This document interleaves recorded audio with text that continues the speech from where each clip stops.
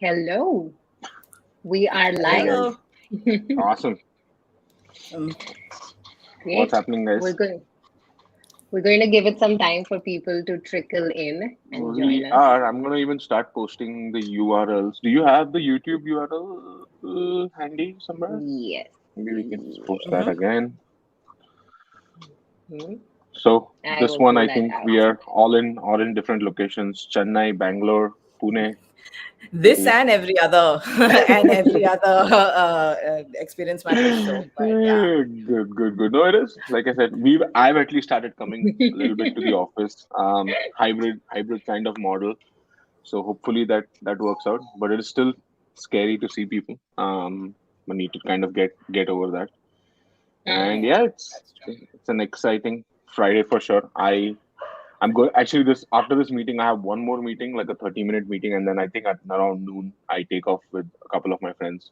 We're going doing some motorcycle riding, and we're going to be going actually back to Kashid. um, I don't know why, but I keep end up going there. Actually, it's a nice ride. It's like 2 hours from here, and Yeah. good fish and good beer. So weekend seems to be promising so far. Prachi, how do How we long is match this that? ride you're doing? I mean, You can't it's match that. we can't. We can't set the standard of the weekend way up there. No, So it's just a week. It's just one day or maybe just 2 nights or one night or something, depending. We might ride to one more location from that, but so far it's just one night that we're going and coming back. Um, it's a quicker one than what we usually do. Usually we would try to do like two or three, but I think a bunch of these guys have kids and stuff that they need to get back to. Not yeah. me, but a bunch of Nice. other people need to get back to. Your dog is And not the going along with you this time, right? This time it is pretty sad. Mm. Actually, the so this I frequently go to this property there, and so the caretakers called up asking if she was coming. I said no, so, because they were asking if they had to make food for her generally. So I like no, she's not coming this time along. This time, all Oh, we need is some ice and beers, no dog food. Very nice. Very nice. Got to do awesome. something. Yeah, yeah. I'm in Chennai, so the weekend we're going to Mahabalipuram, which is on the beach. It's Nice. coastline, so should Hey, be that's chilling. what you hit. Isn't it? Isn't that the same place that comes on the way to Pondicherry? It is, right? Yes, that's right. So It it's is. It Mahabalipuram is. and then Got it. Pondicherry. Yeah. Yeah, yeah, yeah. Oh yeah, actually, yeah, I've done it. I've done a. I landed into Chennai, rented a car from Zoom car from Chennai. Correct. I landed into Chennai, took a Zoom car from Chennai, went all the way to the eastern road, right? It's called East Yeah, East Coast Road. something like Yeah, that. One. It's East Coast ECR, Road. Yeah, East Coast Road. Yeah, it's a beautiful drive. It's a beautiful drive. mhm. It is. It is. Yeah. It is. And you're going to stay there, and you're So going to come then, back. no, we'll just stay there one night. Back Hmm. on Saturday. Got a few friends here, so should be fun. There's one. I think there's only one. There's one decent prop. Like there's one good one there. I think the Taj one or something is a good property No, there there. are, yeah, Taj Fisherman's Cove. Yeah. That's the old one. No, there are quite a few. I mean, Hmm. that's become it's a Yeah. hot piece of property now. So there Hmm. are a lot of Nice. ones to choose from. So yeah, Go to Pondi also. Yeah. Not that far from there. I grew up in Chennai, so I mean, for Chennai we have Mahabalipuram and we have Pondicherry, and if we want to really drive, we have Bangalore. Mm. So yeah, Nice, for nice. now it's just I have it's some just I have some good stories of Pondicherry, and it's so the thing about Pondicherry is that it's on like it obviously has the Tamil Nadu border, correct? mm, On one side. yeah, And obviously because it's a union territory, yeah, the when you buy alcohol, it's like half mm, the rate, right? And you yeah, don't I didn't know that. So I just bought like a couple of beers or something, and my I was driving back to my Airbnb. We get yeah, caught. I say, yes. yeah, it's fine. Check my car. They check my car, and it's like, oh, we need to take you to court. I'm like, for what? It's like, no, this Yeah, they're very strict. They're very you strict. see this Yeah, barrier. This side yeah, is Tamil Nadu. yeah, I'm like, oh my god, yeah, this yeah, is yeah. so. That really Learn. escalated. That really escalated. Funny. Awesome. Awesome. Cool. Good Let's stories. get Yeah. into Let's this. Okay. start. Yeah. Yep. What are we talking about? Role of benchmarking. Go for it, Shibani. Why don't you just start? Awesome. Okay. Yep. And Um. so for everyone who's just joining in, Shibani, you will start off with a little bit of context on you're going to take us through. mhm. Yeah. So Okay. it is going to be, the session's going to be all about benchmarking, but before we get into the different types and things like that, starting off with what really is benchmarking. So it's, it can be across services, it can be across products, it can be across the company's processes, but it's a way of benchmarking your performance against a standard, right? It can be an industry standard, it can be compared to a competition, it can be compared to the best in the industry. So multiple ways in which we can go about it, but the basic definition is measuring something, whatever you want, whatever the metric is, with a standard, right? So why really go through the whole process of this? How will you know if you're doing things the right way? A lot of investment and things like that go into improving your customer experience. It goes into improving your products, your services. But how do you know if further improvements can be made? How do you know if you're lagging behind competition, right? How do you know if there are sometimes things that you can learn from people in completely different industries, and we'll come in the later slides, we'll talk about that a little bit. But in why go through the whole process is to see how else you can improve, and just to measure and see where you stand compared to the best in the industry. Yeah. Awesome.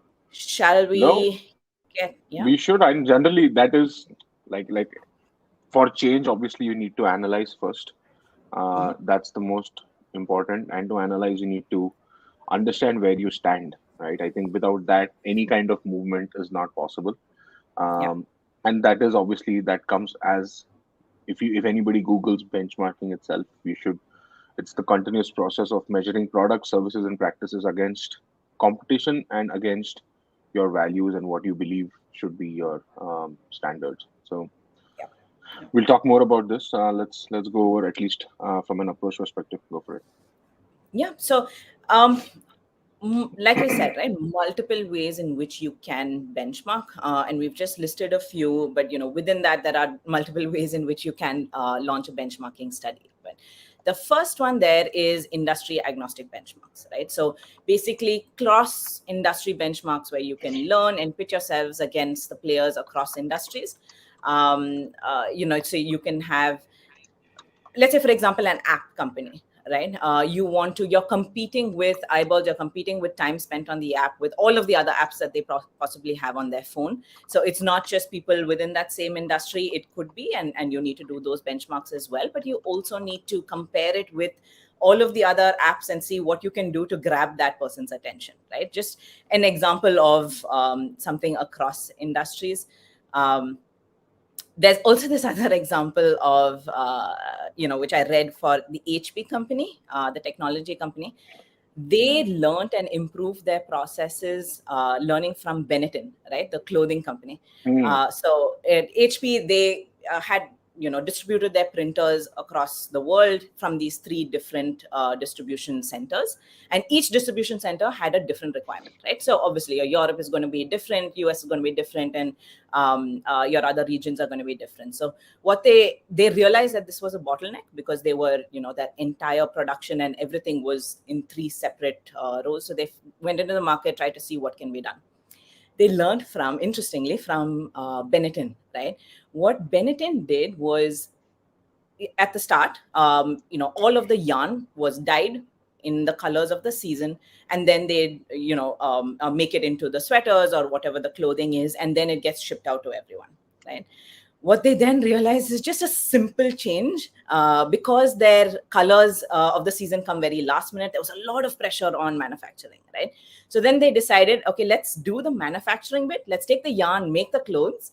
Then as soon as the colors come out, it's just a matter of dyeing the clothes, and then you can ship it out. Right?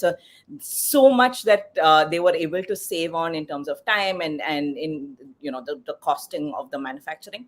Same thing, HP learned from Benetton, put it into their practice. They had to redesign the way they were creating these printers, but they shipped the basic set of printers to the different distribution centers, and then those distribution centers just made the small changes that need to be made and then sent out. So slightly long example here, but I wanted to bring that just to see how do you a technology company, how they can learn from a manufacturing clothing company. So I thought that was pretty interesting, and I wanted to bring that up as a example. Procter and Gamble. I read weirdly. You bring this up. I read something very similar in the morning today itself. It was a FinShot article about Mm, Procter and Gamble getting into the Chinese market for diapers, and they tried. So they obviously did their first level of market research, and they branded the diapers as easy to use and throw, and they mm, tried it. But obviously, there was a brand within China that had the pants kind of a mechanism for the diapers, and that was the one that was outbeating diapers, mm, Pampers and diapers. So mm, then obviously they tried doing multiple of these researches. They did another phase wherein they said, you know what, it's soft, it's comfortable, right? Still no traction. They were still not able to beat the numbers. Then they did a final benchmarking survey wherein they obviously, um, but this time they did it. The angle that they picked up was how much do the kids sleep, right? And in that benchmarking data, they were able to find that people wearing their products, diapers, were sleeping 30 minutes on an average more than people wearing those pant kind of diapers. And then they mm. used that in their marketing campaigns, and all the messaging was around the kids sleep 30 minutes more. And and that was a breaker for them. After that, there was no looking back and Yeah. because it's a huge market, right? China, India, these are huge markets. So having understanding the market and having correct benchmarking data to position yourself correctly in certain markets is important, right? Obviously, it's important for you to internally improve. We'll talk about those moving forward also, but it's also important from an outward marketing perspective where you want to position yourself in comparison to your competition, right? Yeah. And these kind Yeah. of projects and these kind of data will obviously help you do that. Yeah, yeah, and you're absolutely right. Right, you can't go with the same marketing campaign across regions. Everyone, it needs to be tailored Won't work. to, sensitive to the region, sensitive to their lifestyle and all of that. So Think about it. yeah. Somebody in the States might think, yes, softer diapers are better. But somebody in places like India, China, wherein you're constantly running, life is at a faster pace generally, Yeah, right? yeah. I think getting 30 minutes more to do maybe something while your kid is asleep, maybe that is more valuable. You never know. So Mm, different geographic locations have different set of values, and yeah, that's why each company has to find a unique way to position themselves in these markets. yeah, yeah. And that kind of just sets it up really well for the next one, which is your goal setting benchmarks, right? So there, whenever you enter a market or you're playing in that industry, identifying, not just learning from best practices, but to set the goals for your organization itself. And you're able to set the goals. This can be, again, you can have it across the best in the industry themselves, the industry that you're operating in, or you can look at it as brands, successful brands across industry, right? Let's say for a service industry, your Apple is great. For a product right, taking those benchmarks of the best players in globally, and trying and setting that up as a goal for you and your product team or your service team to achieve, right? To set that as an example for your goals. So Yeah, there are multiple. Yeah, this is what you would categorize as an external benchmarking. Obviously, yeah, people do companies do different types. You have performance benchmarking, practice yeah. benchmarking, internal benchmarking, and external benchmarking, basically. And the one that is more that would be the most relevant from a customer experience perspective. Obviously, both are important, but what we are talking about right now is external benchmarking, where you pick competition, you pick who's the best in the industry, you pick and you reach out to the consumers of this particular brand, and you will get to know what for example, Microsoft can do this on Apple, and realistically find out more about how the ecosystem works for Apple. I think Apple does have has the strongest ecosystem with the highest brand value, right? Mm, That's why people have to pay ridiculous amounts to be part of that ecosystem, and you can't get out. And there are very few companies that have been able to put that together. So Yeah. external benchmarking and setting goals for what you want to do from an competitive perspective, you can only understand that when you talk to consumers from your competition, right? That's the Yeah. most important point that you need to understand. Yeah. So there are multiple ways in which you can get this, right? So it's not just, not all of it is available online. Sometimes there are secondary sources, companies that pull in this information and publish it for, for general consumption. You can Hmm, also hmm, go the market research or a consulting route, right? Where you can hmm, tell them, this hmm, is the industry that I want to look at. I want to look at what the best players are doing. I want to look at, let's take, for example, even your NPS, right? What is the NPS hmm. of the best people in the company? So I know what I need to set as my goal, as my target. So you can, if you can find it for your industry through secondary resources, brilliant, right? That will still serve the purpose. Otherwise, there are companies out there who will be able to run this as a project for you and give you all of the insights that you need to set this up. Absolutely. I've come across a couple of, in my experience at least, I've come across a couple of companies. I'm not going to take names, but they they have an ongoing process to get this industry data. They work a lot with pharmaceutical companies. They work a lot with FMGCs like Coca-Cola, and these ones, and they are continuously getting data. But like I said, I've seen these data sets. I don't know whether how you would validate them. Obviously, yes, you have to trust these companies with this data, but you can get a fair sense of idea where what the market sentiment is. Yeah. Using those methods. But I've always advocated and recommended that you run your own benchmarking project so that you ensure the quality of the data, you ensure the questions that are being asked. From a quantitative perspective, yes, these data reports will definitely give you what you're looking for. But my recommendation always has been that you run this on your data set within your control, within a controlled environment, and Mm. look at that data if it's indicating the same sentiment, right? Yeah. But always recommend to kind of use those as indicators or use those as guidelines, and then kind of run your own project to see to get more in-depth analysis. Yeah, absolutely. So even in terms of, and I completely agree with you, right? Getting your own benchmarking study done is the way to go.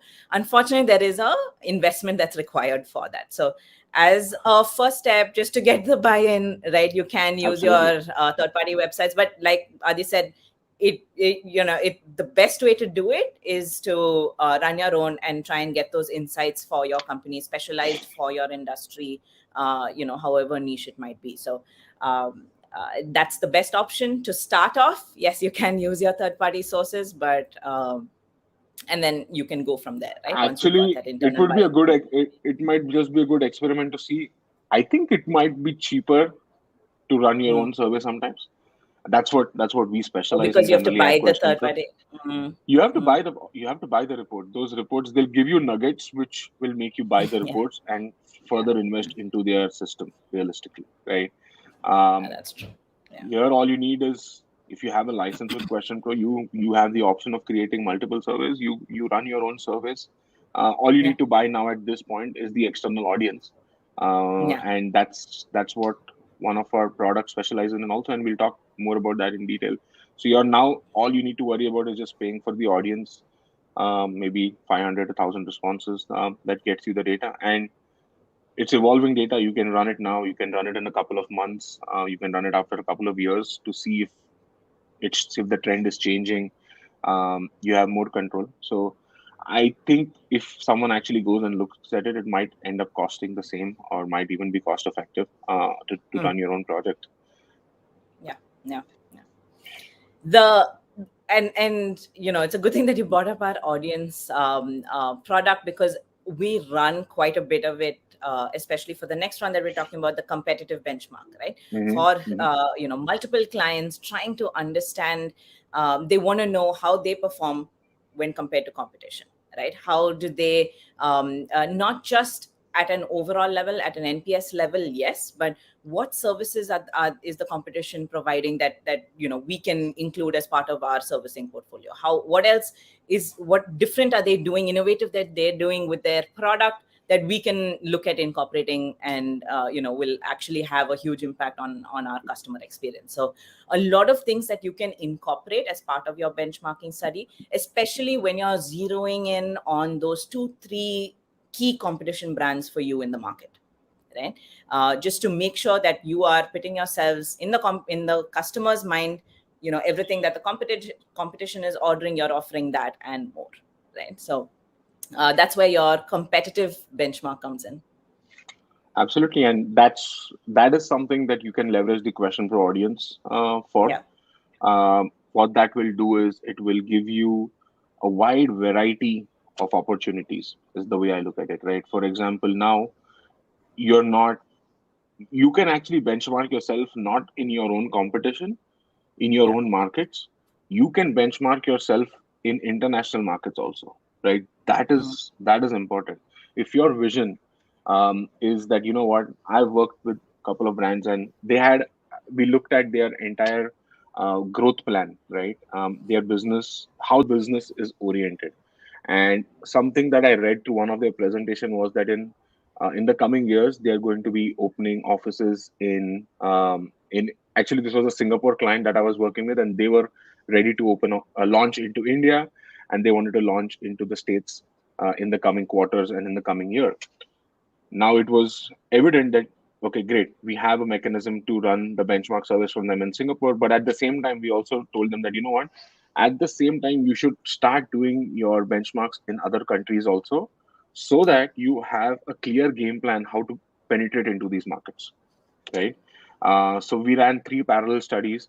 One was in Singapore, one was in India, and the other was in the States, and all through the same survey in an extremely agile manner, right? We didn't have to recreate or reprogram the survey. All we had to do was first launch it for Singapore, then we changed the audience set again, and the three phases were done. Now we had a clear comparison for the same survey or the same set of questions and data set. We had a clear comparison how Singapore was doing, how India was doing, and how the states were doing. Yeah. Then obviously they did a deep down analysis. Singapore was of the most important to them because it was the business plan. It was part of the business plan for the coming quarters. And then they also sent the additional information, and they started preparing themselves for how they're going to position themselves for India and for the states. So Yeah. I it's mean, that's definitely helpful. brilliant, right? Yeah, because you're not only looking at the now, you're also, along with the same thing, taking care of what's coming up, what the future is going to look like, and planning for that off the bat, right? So that's, Exactly. yeah, perfect. That's something that obviously I've been advocating with them. It's agile marketing. Yeah. Benchmarking is a very big part of that. The way marketing or market research has changed, um, it is going to keep evolving. It's going to get faster. It's going to get more efficient, right? Mm. So that's what I keep telling people is don't get stuck in the same old mindset that, you know what, it takes 40 days, 50 days, 60 days to run a benchmarking project. Honestly, it doesn't anymore. Like it takes you 3 minutes to get a cab. It takes a couple of weeks just to do a benchmarking project thoroughly. Because the tools that are available are immense. There's innovation happening. The market is evolving. Uh, you can literally, when you wake up, you get an idea, you can execute, right? That's how fast and that's how progressive it is realistically. Yeah. So yeah, keep your you can aim for the stars. There's no problem. Somebody will find a way to do it. Yeah, yeah. And actually, two more points that I wanted to bring up, right? So one is, now when you're looking at the competition in the market, maybe your competition brand is targeting a separate cohort of customers, with a separate profile. Your brand is focusing on a separate profile. So just looking at an overall industry perspective, maybe it wouldn't match up. But when you're doing something like a benchmarking study, you can filter that out, right? The set of respondents that you're going to collect this information from, match it to the cohort of customers that you want to target within your company, that you've decided within the company that you want to focus on, and that's where the growth is going to come from. So instead instead of going from a wide industry view, and there are use cases for doing it that way as well, but from a competition benchmarking perspective, at least focus in on the profile of respondents that you want to target. Look and see where you stand with competition amongst those set of customers. So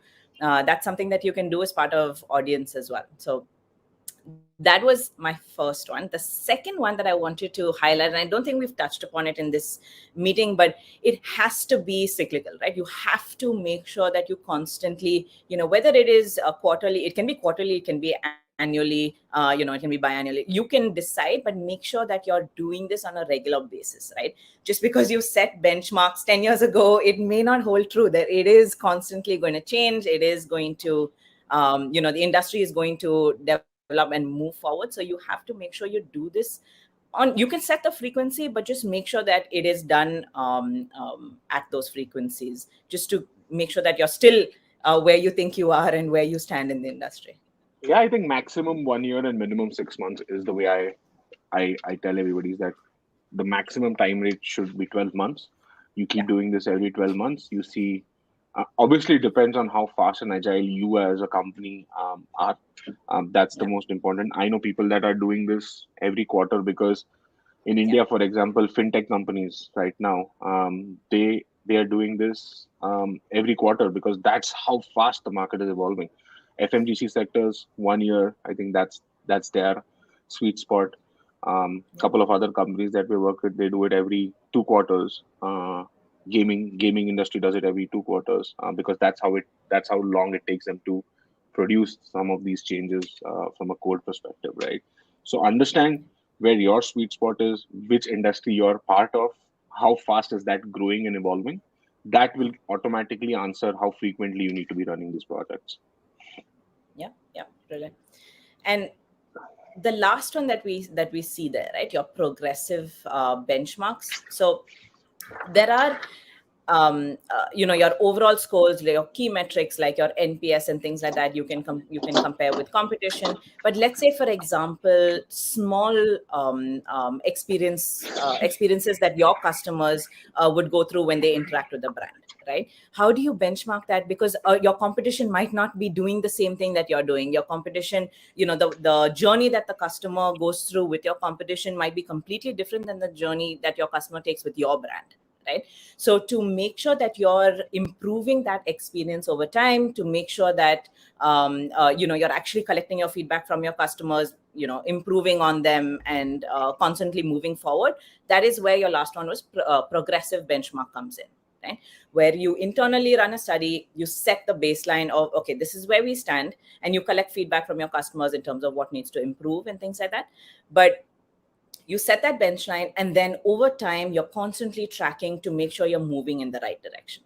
So it's completely like you mentioned in the beginning, right? You have internal benchmarking, external benchmarking. This is where internal benchmarking comes in, right? You can look at it as just an overall number that's going to be improved. You can look at it as this is the company's number, and this is how the different, let's say, for example, the different branches or the different regions are performing in comparison to that overall company benchmark for that parameter, and see how you can improve it over time. So Absolutely, you that's need to benchmark different units, product lines, departments, geographies. Yeah. Also, internal, like I said, internal. Why is benchmarking categorized into internal and external? If you just get a sense of it, we've been talking about this since episode 1. Is internal, your employees experience, how your employee experiences the company, is also very important benchmarking data, by the way, because you can have the best product in the world from an external perspective. You can have an amazing product, but if your internal benchmarks are poor, it is going to reflect automatically on your business, right? So it's extremely critical for you to understand how your internal data works out in terms of employee happiness. Could be a benchmark. We spoke about this earlier. Like employee happiness, why can't it be a benchmark? Why can't employee happiness be a benchmark? Because if your employees are happy and they are happy on an ongoing basis, guess what?